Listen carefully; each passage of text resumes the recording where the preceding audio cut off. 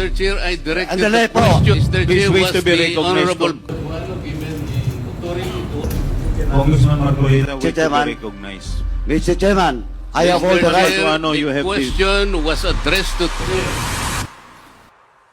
the mandate and authority to audit accounts on the expenses or expenditures of government is only the COA.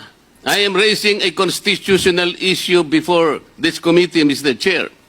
We cannot arrogate upon ourselves the principal mandate reposed to the COA.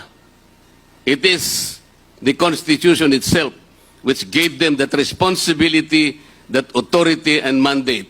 Where in Article 7 of the Philippine Constitution, which is the grant of legislative power, can this committee arrogate upon itself that particular mandate? I would like that question to be answered, Mr. Chair. Thank you, Congressman Marcoleta.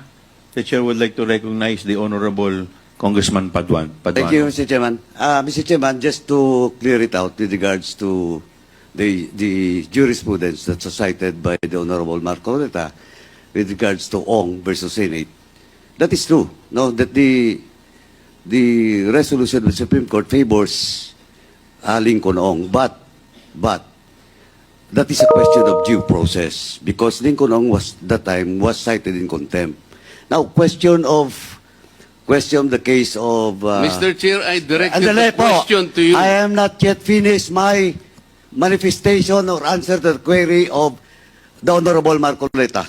Mr. Chairman. Mr. Please Chair, wait was to be the recognized. Honorable...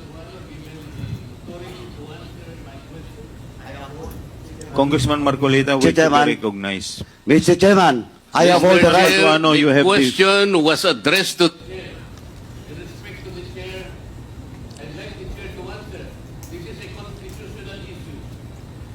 Congressman Marcoleta, let me first recognize Congressman Paduano. Before you answer, before you recognize him, Congressman Marcoleta, you are out of order. I deserve, Mr. Chair, an answer.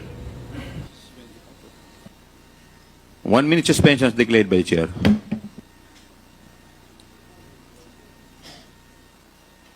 Bakit sa'yo?